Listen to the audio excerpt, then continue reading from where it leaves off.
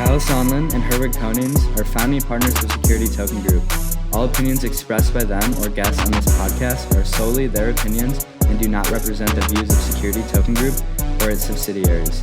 You should not take any opinion expressed on the show as a specific inducement to make a particular investment or follow any investment strategy. This podcast is for informational purposes only.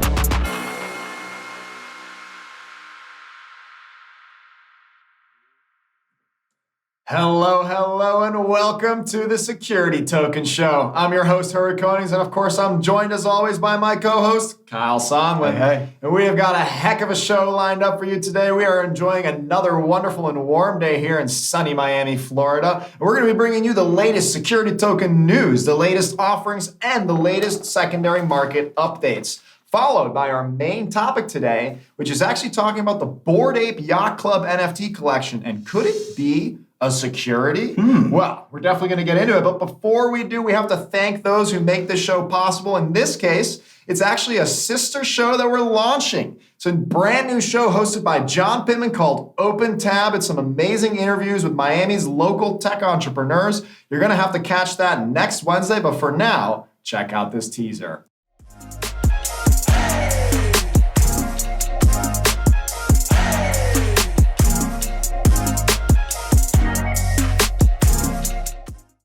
But he's not going anywhere. He's also staying here on the Security Token Show, covering all of our industry news, followed by the amazing roster of content. But before we dive into any of that, Herwig, it's time for the top 5. These are the top 5 articles Herwig and I found that you could not miss, the headlines you need to know about what's going on in the space. And we're leading it off with number 1, FTX. FTX crypto exchange, they're coming for Coinbase. They're working hard. They're raising capital. They've stayed private, which is interesting to compare against Coinbase. And they're a local Miami company in the fact that they're supporting the local Miami tech scene, which we love to support. And FTX has raised $400 million more at that top level at a $32 billion valuation. Following on the heels of FTX US, their subsidiary also raising $400 million at an $8 billion and a $2 billion venture fund that they also have raised in the last 6 months at least. So they are just printing cash and they are deploying aggressively. You're going to see plenty from FTX coming up. The scoop is it's actually the same backers behind the FTX deal in the US from last week, as well as now this one. And that's pretty crazy because if you do the math, $400 million at a $32 billion valuation, well, that's roughly 1.25% of the company for $400 million.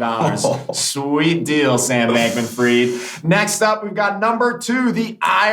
Supposedly, they will not be going after your stable coin earnings. Things that you have locked up into staking contracts as well. Anything that you cannot touch right now but is earning you yield supposedly will not be considered as income this year until you at least, probably redeem it. The one caveat here is that the case is still ongoing because while the IRS said they wouldn't pursue specific states' cryptos, they wouldn't say they would never do it for anyone. And so the lawyers are still pursuing the full clarity on if that's going to happen moving forward for everyone else. Number 3, we've got Luxembourg. Luxembourg has been very forward-focused in the technology space, specifically in the securities, and they take it a step further here in admitting security tokens onto their securities official list. This is kind of their registry for any type of security, and think of it like any of those kinds of numbers where you get a specific number or record of your security. And so with this, it won't actually trade on the Luxembourg Stock Exchange or anything like that, but they will be tracking the data and being able to show all the financial information around the investment products, specifically for security tokens alongside traditional securities.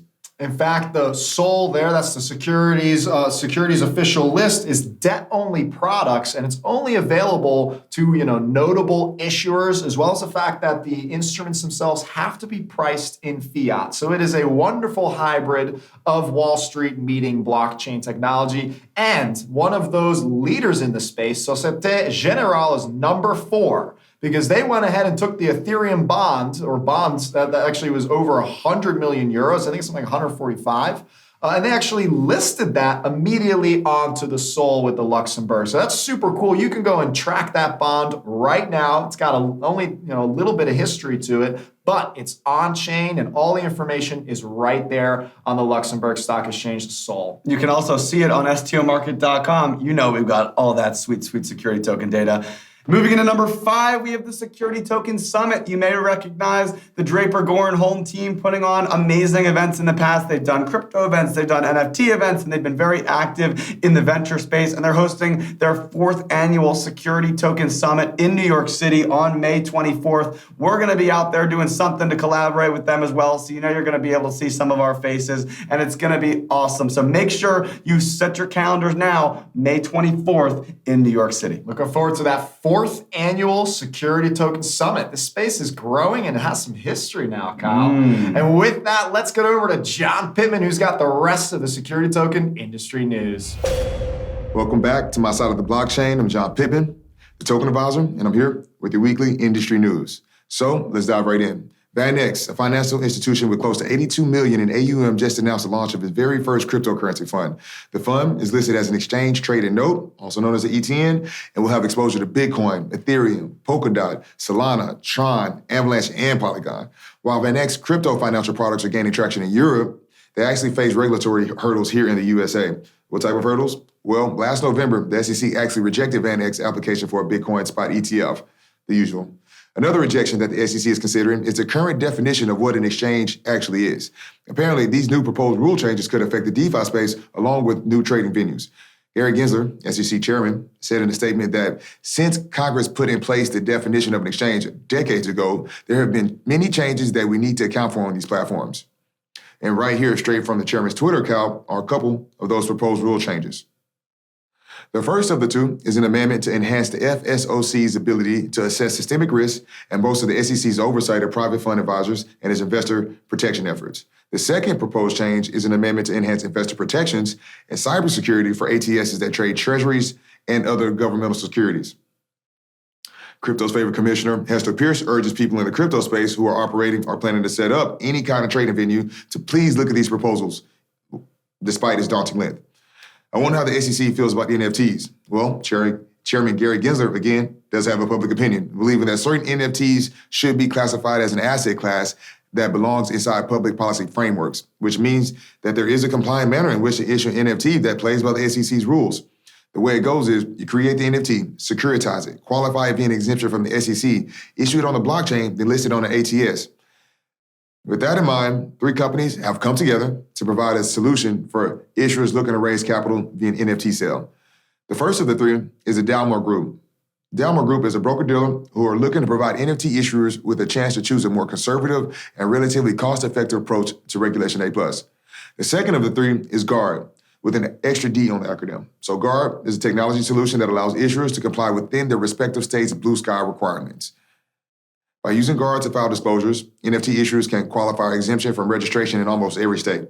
The third company is the PP Exchange ATS, operated by North Capital Private Securities. The PP Exchange ATS contains a central limit order book to monitor and match orders, report trades to regulators, and transmit transaction details to executing brokers, settlement agents, and custodians. Samson Williams, president of the Crowdfunding Professional Association, even went on record to vouch for the partnership, stating that these 3 service providers provide a compliant pathway for NFT issuers rather than risk breaking security laws. In other news, while delivering a speech discussing the budget for 2022, India's financial minister announced the launch of a central bank digital currency as a means to bolster the country's economic growth. She also highlighted the possibility of a more efficient and cheaper currency management system made possible by digital currency. In conjunction with the launch of a digital version of the Indian rupee, the minister also proposed the introduction of a 30% crypto tax that targets all transfers of virtual digital assets. In other words, Indian Uncle Sam, he wants his cut too. Well, that wraps up your weekly industry news, but I still have a trick up my sleeve. Here at Security Token Market, we have been extremely busy in the lab trying to come up with fun ideas on how we can create and deliver even more relevant industry content to our viewers. And by golly, I think we're on the right track. We have the Security Token Show, which comes out on Mondays, and we've recently launched Spilling the NFT, hosted by our girls, Megan and Jess, that comes out every Tuesday.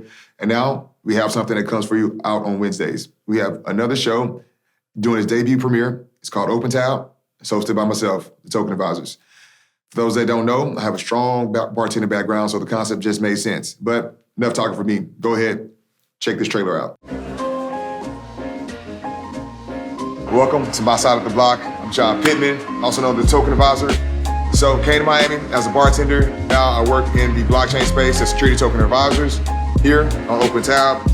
I want to take a chance to highlight some of the amazing people that I get a chance to meet at the bar and their influence in the tech community.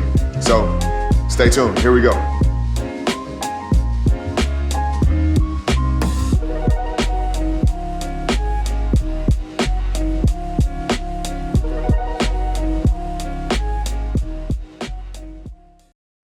Going to be a good year for the blockchain. I can smell it. Well, Megan is up next with your STO updates, and I will hopefully catch you tokenizers this Wednesday at the bar or next week on the other side of the blockchain. Hello, everyone, and welcome back to STO Updates, where we share all of the breaking news around what we call Wall Street of the Metaverse.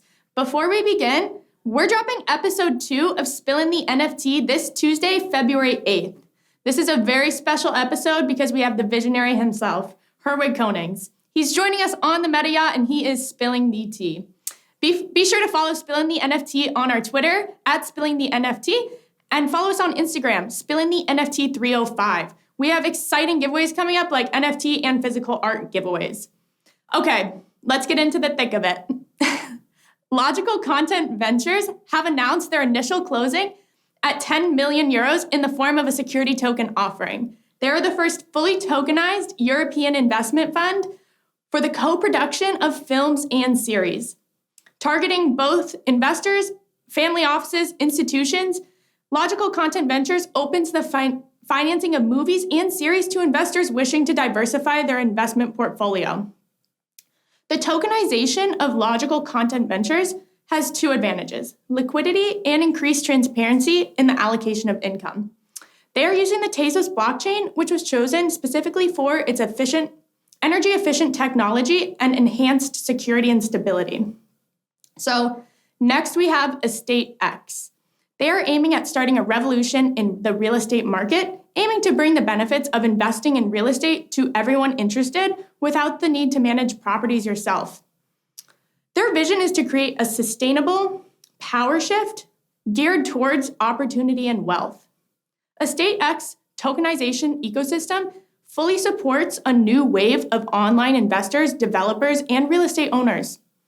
Their easy-to-use platform offers real estate investment options with high returns, 24/7 tradable secondary marketplace, instant loans, and liquidity to your assets.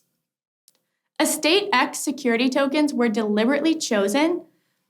By using security tokens, the value of real estate assets is fixed and cannot be changed by token and/or crypto pricing changes. These tokens can be traded on the secondary marketplace. So that's all for today. If I don't catch you on Spillin' the NFT, I'll see you right back here next week. But now let's send it over to my favorite segment and hear from the most energetic and inspiring personality on the team, SJS.ETH. Hello and happy Monday, the first Monday of February. Before we get into this week's market updates, let's flash back to the momentous news of January. And what a January it was. It feels like forever ago, but we started the year with the market cap below $1 billion and struggling to find any footing at all. Much of this was in part due to Overstock losing over 50% of its value, dropping it below INX as the most valuable trading security token, the first time we've seen this. INX, after taking over Value Investments, received the news that the Canada-based capital pool company received conditional approval for the listing of common shares on the NEO exchange. And just as things were looking bleak, Dignity Corp, a blockchain development company that relies on security tokens to unlock new ways of investing in the United States precious metals, mining, and mineral sector, began trading, catapulting the market cap to, get this, over $3.5 billion. Ravencoin experienced its first ever halving, cutting block rewards in half, from 5,000 per block to 2,500. This means that it will now theoretically take less upside buying pressure to push the coin to new highs. Blockstream Mining, a company that offers international investors exposure to Bitcoin mining through a security token issued on the Liquid network, has officially gone live. After raising over $38 million through 7 different tranches, Blockstream is flush with cash and ready to provide investors of all sizes direct exposure to the benefits of owning Bitcoin miners. And just last week, Gemini Markets was approved for FINRA membership, and with it, the ability to operate as a broker-dealer registered with the U.S. Securities and Exchange Commission, so they can officially become an ATS. And today, Curzio Markets will officially go live on tZERO after leaving the merge exchange. The market is up roughly 2.6% from last week's update, as the president token value is just over $3.7 billion. That's all for now, but have an amazing rest of your week, and I cannot wait to see you next Monday. Wakey, welcome to Inside the Metaverse with your host, Yves VanEck. Morgan Stanley sees a $8 trillion metaverse market in China alone. And in that valuation, they excluded NFTs. I need one of these future predictors to come up with a global valuation because I am twitching. With everyone talking about metaverse land grabs and valuations, I hear very little about the poached talent. Wyatt, head of YouTube gaming, leaves Google to join Polygon Studios. He is the man behind some of the biggest YouTube gaming partnerships in the last 7 years.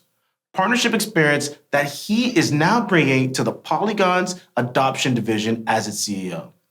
Next, Opensea admits that at least 80% of the NFTs hosted on its platform are plagiarized or knockoffs. I'm wondering what this means for their valuation. Only time will tell, but stay tuned. Next, we have Fidelity seeking SEC approval for a Metaverse ETF. The financial services giant filled an application for an ETF that would track companies developing and selling products for the Metaverse.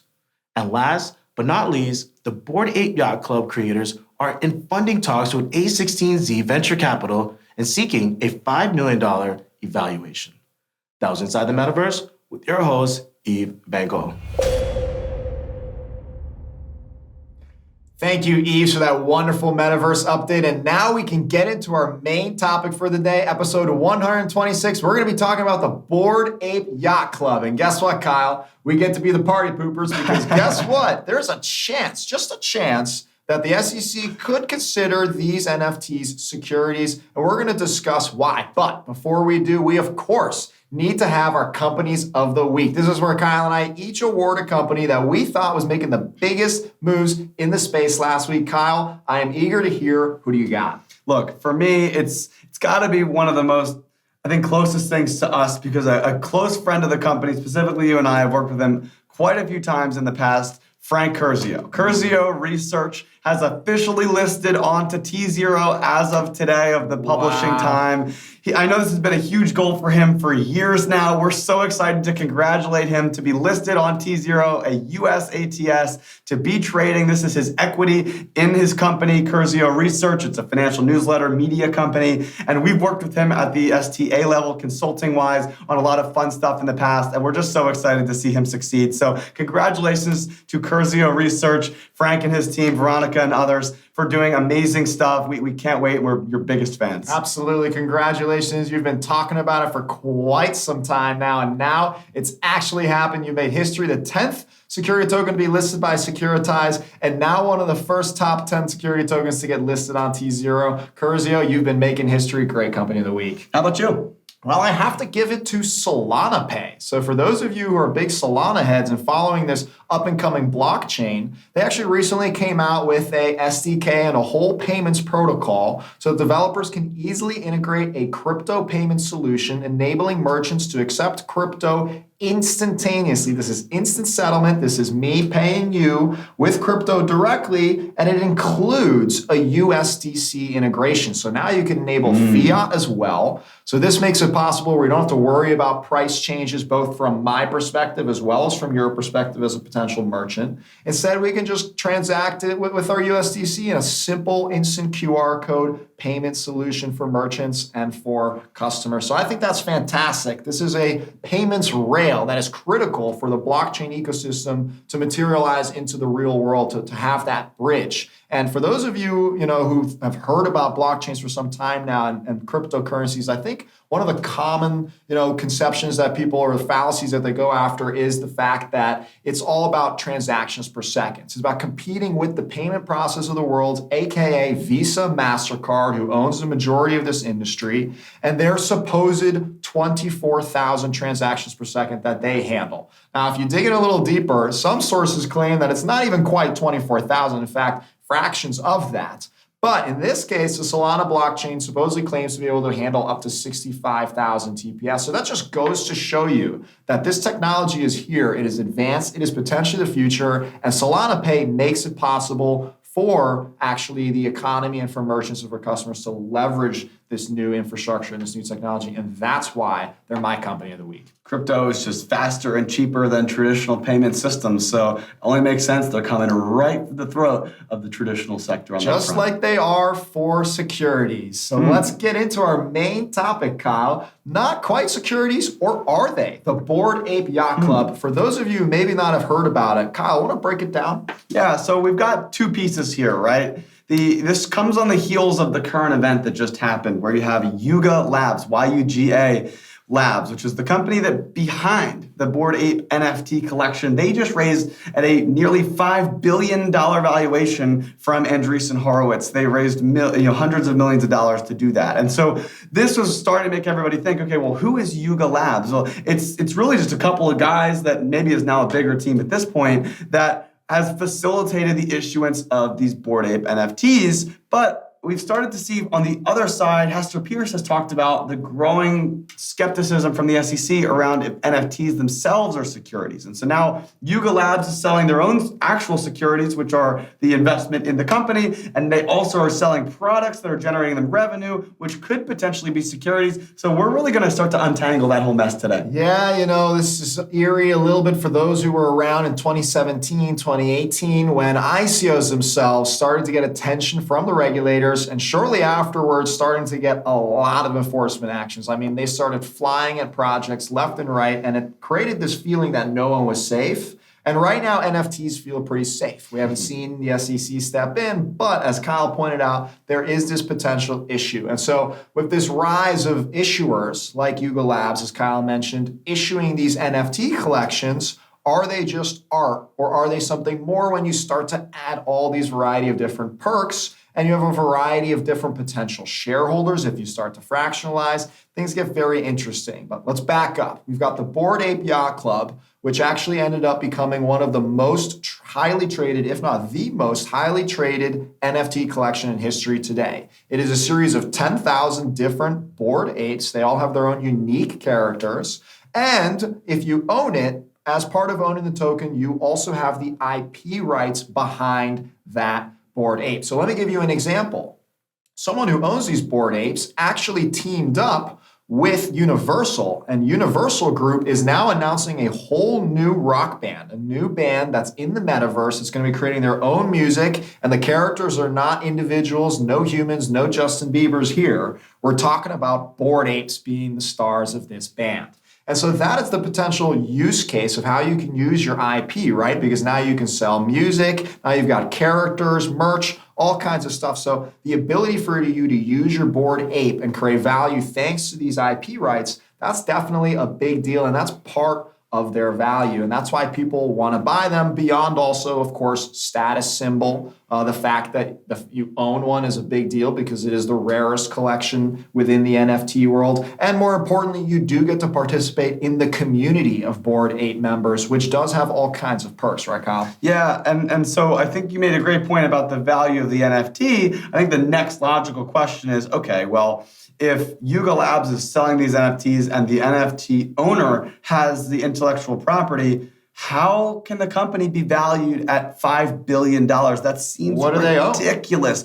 But it actually makes a little more sense than you might think. And so here's where Yuga Labs makes their money. It's in two different places. It's in the primary issuance of the NFT, and it's in the secondary trading of the NFT. These are terms that we use here on the Security Token Show all the time, which maybe is why the SEC is starting to think about it a little bit. But either way, the primary sale is when they actually allow you to mint the NFT and create it out of random, out of thin air.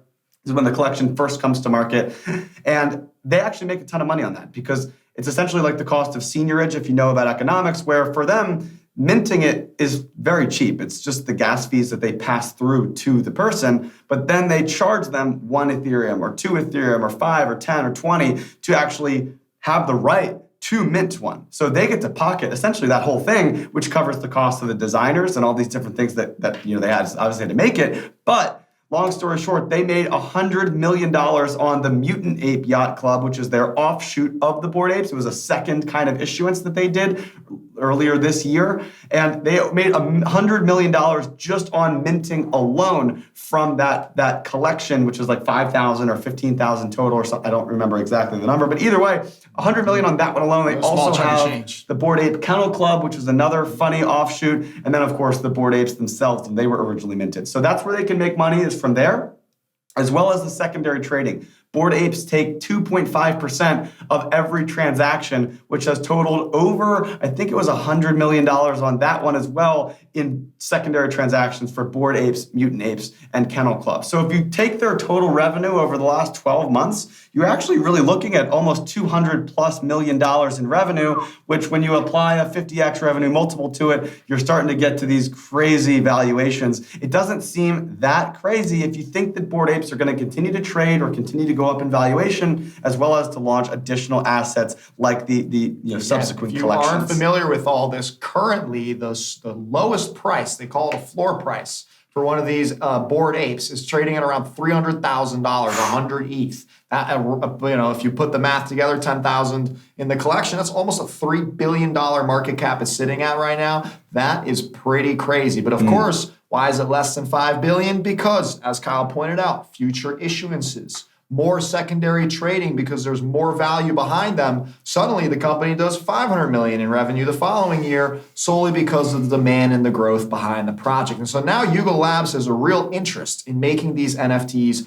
actual huge success. And so let's go back to our securities laws, our Howey test. This is where both Hester Pierce as well as the commissioner of the SEC, chairman, I should say, they're both commissioners. So you got 2 of the 5 commissioners saying, hey, NFTs could potentially be securities. And why? Because 1, there needs to be an investment. Well, in this case, you are purchasing, as Kyle pointed out, they made $100 million from people purchasing these NFTs. This could be seen as an investment when people are expecting some kind of a return. You're getting IP rights. You might be getting more airdrops. There's rumor that they're going to be launching now a utility token behind the community as well. So there's additional value there. It's a third party doing those and now, things. exactly. So that's where we get to. And now one of the second prongs of this is the fact that there is a third party making you a return of your value. It's not you. It's not what you have. It's actually, in this case, it seems like Yuga Labs might have a vested interest in making sure that your NFT that you've purchased is indeed valuable. And finally, they're promoting this. There's efforts that this is one of these things that's another one of the things that the SEC looks at, the fact that, okay, this starts to look a lot like a business. And when it walks like a duck and looks like a duck and quacks like a duck, that's where people start to say it probably is a duck. And that's where there is a potential possibility, a potential case that the Bored Ape NFTs are indeed securities. Yeah, Gensler really said it exactly the same way, except in a succinct way recently that he just said, basically, if an investor expects profits based off the promoter's efforts, then it may fall under SEC jurisdiction. So if you're buying these things and Yuga Labs is raising hundreds of millions of dollars to build out this ecosystem of Bored Apes, which should create more value for the Bored Ape holders, it does start to make you wonder, where are these lines, right? Whether Bored Apes are securities or not, there do need to be lines here that need to be drawn because we're seeing fractional NFTs, right? Where you're buying a share of an NFT. So now you don't actually own the NFT, you don't get the art, you don't get the community, you just get an investment share. That starts to feel like it's an investment, maybe it's a security. You've got real estate deeds that are in NFTs, right? Where you own a house by owning this NFT. That doesn't feel like art. That feels like an investment a little bit. Some cryptocurrency, or if not almost all of it, according to Gensler, could potentially be securities as well. Or you've got staking protocols like we saw with Coinbase getting their Wells notice, BlockFi having some investigations, and others where they're allowing you to get a significant return for staking your cryptocurrencies, and the SEC has said they're not quite sure how they feel about that either. So there's a lot of these different pieces and components that start to feel like traditional securities actions, and we need to figure out what's allowed and what's not. That's right. That gray area continues to, plague the crypto industry here. But point in case of this main topic, NFTs. They could indeed be securities. The SEC could start going after them. And we just made the case with Bored Ape for you. So hopefully you learned something. That's why we're going to try to keep getting you back every week, every Monday. We've got all of the latest news and updates for you from the industry. So definitely like and subscribe. We appreciate the love and support. You can reach out to Kyle and I. We're available on Twitter, on LinkedIn. We love comments, suggestions, feedback, questions. And of course, we would love to see you again next week. Subscribe to the What's Drippin' newsletter. Do it all. You can find us everywhere. Happy tokenizing.